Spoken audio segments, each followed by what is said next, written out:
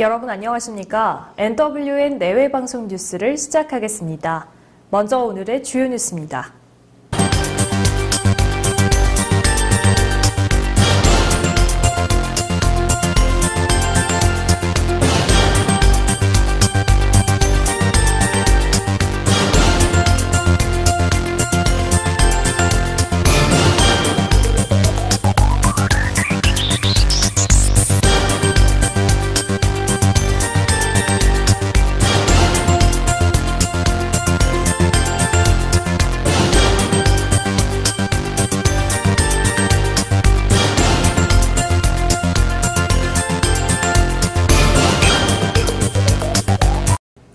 지난 토요일 KT 아현지사에서 발생한 화재로 서대문과 마포 일대 등에서 통신장애가 일어났고 이로 인해 은행, 카드, 증권 등의 금융 서비스도 곳곳에서 마비됐었죠. KT가 화재로 통신장애 피해를 본 고객들에게 1개월치 요금을 감면해주기로 했습니다. 1개월치 감면 금액 기준은 직전 3개월간 요금의 평균액입니다. 감면 대상 고객은 추후 확정에 개별 고지할 계획인데요. 이에 따라 이번 통신장애로 인한 KT의 전체 보상 액수는 수백억 원에 이를 전망입니다. KT가 적극적으로 피해 보상에 나선 것은 통신장애가 장시간 이어졌기 때문인 것으로 보입니다. 통신장애가 만 하루를 넘긴 사례가 최근 15년간 없었던 데다 차세대 이동통신, 5G 출범을 앞두고 고객 이탈을 막기 위한 노력으로 해석됩니다. KT는 소상공인에 대한 피해 보상은 별도로 검토할 것이라며 적극적인 보상 방안을 마련하겠다고 밝혔습니다. 하지만 카드 결제 차질과 전산망 마비로 인한 영업 손실 등 간접 피해에 대한 보상 기준이 약관이 규정돼 있지 않아 보상액을 산출하는 데 어려움을 겪을 것으로 보입니다. 문재인 대통령은 어제 오후 청와대에서 앙헬 구리아 경제협력개발기구 OECD 사무총장과 접견했습니다. 청와대 관계자는 문 대통령이 제6차 OECD 세계포럼 참석자 방한한 구리아 사무총장과 만나 혁신적 포용성장과 관련 대화를 나눴다고 설명했습니다. 접견에는 마르틴 듀랑 OECD 통계데이터 국장과 김수현 청와대 정책실장, 윤정원 경제수석, 남관표 국가안보실 제2차장 등이 배석했습니다. 자유한국당 김병중 대책위원장은 당 일각에서 제기되고 있는 분당론에 대해 그런 시도는 결코 성공할 수 없을 것이라며 제가 비대위원장으로 온 이유가 그 부분 때문인데 절대 용납하지 않겠다고 밝혔습니다. 김 위원장은 어제 국회에서 열린 비대위 회의에서 원내대표 선거가 다가오고 전당대회가 다가오니까 개파 대결 구도를 다시 살려 득을 보려고 하는 시도들이 있는 것 같고 심지어 분당론까지 나오는데 참으로 유감이라며 이같이 말했습니다. 김 위원장은 거듭 개파 논리를 살려 분당을 운운하는 것을 용납하지 않겠다며 비대위와 비대위원장을 시험하지 말라고 경고했습니다. 국가보훈처는 내년 3.1운동과 임시정부 수립 100주년을 맞아 가짜 독립유공자를 찾아내기 위한 독립유공자 공적 전수조사를 추진한다고 밝혔습니다. 보훈처는 허위 공적과 친일 행위가 드러나면 서운을 취소하고 공적에 비해 서운이 낮거나 새로운 공적이 발견될 경우 재심사를 추진할 예정입니다. 보훈처는 또 6.10 만세운동을 정부 기념일로 격상하고 독립운동 관련 정부 기념식을 보훈처 주관으로 일원화하는 방안도 추진합니다. 보훈처 관계자는 이번 정책은 국민중심 보훈혁신위원회 권고에 따른 조치라며 거짓이나 부정한 방법으로 국가 유공자 보상을 받은 경우 전액 환수를 적극적으로 추진할 예정이라고 설명했습니다. 카드업계와 소속노조들은 신용카드 수수료 개편을 앞두고 카드 수수료 인하를 강행하면 적자 카드사가 속출해 카드 대란으로 이어질 수 있다고 주장했습니다.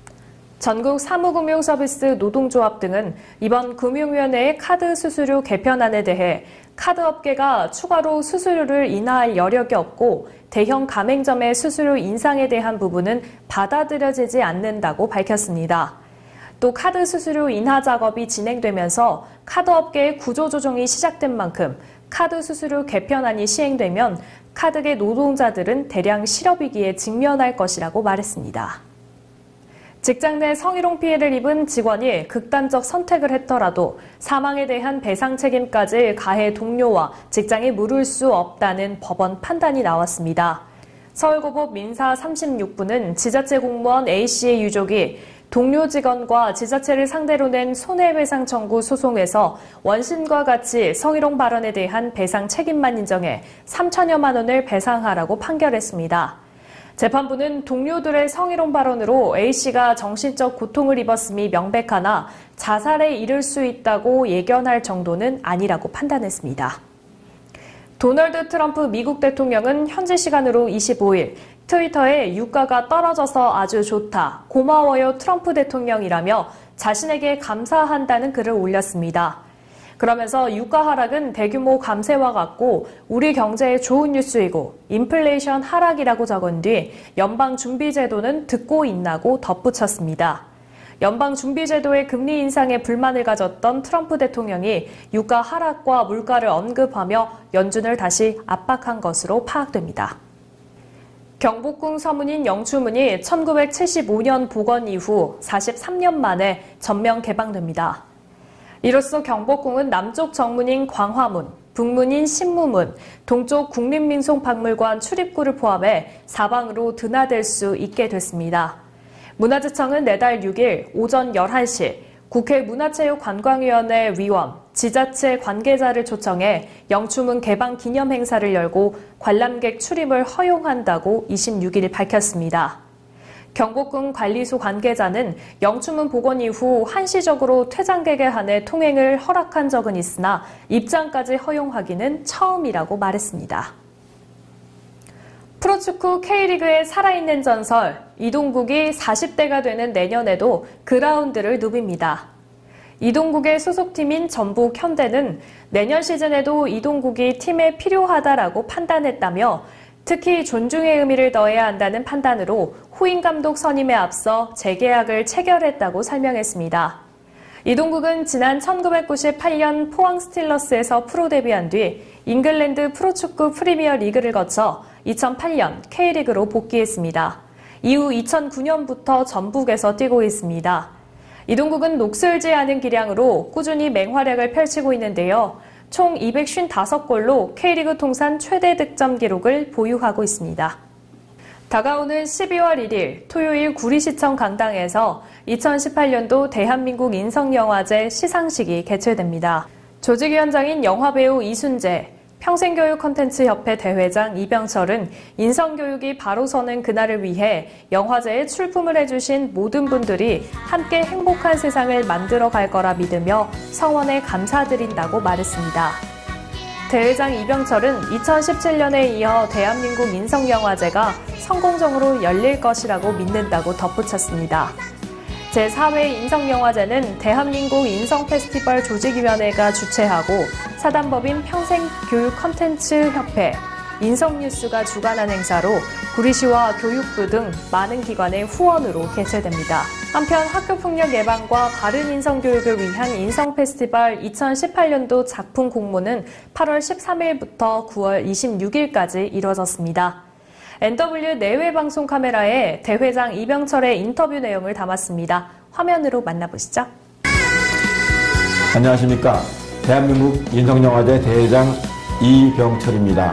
금년도에는 제4회 영화제에 많은 작품이 응모하여 45개 작품을 시상하며 장관상도 5개를 시상하게 되었습니다.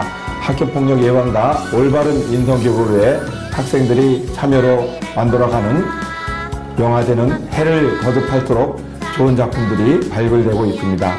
생활 속 인성교육 실천을 위한 영화제와 고잘미 운동에 많은 사랑과 여러분들이 관심을 부탁드립니다. 감사합니다.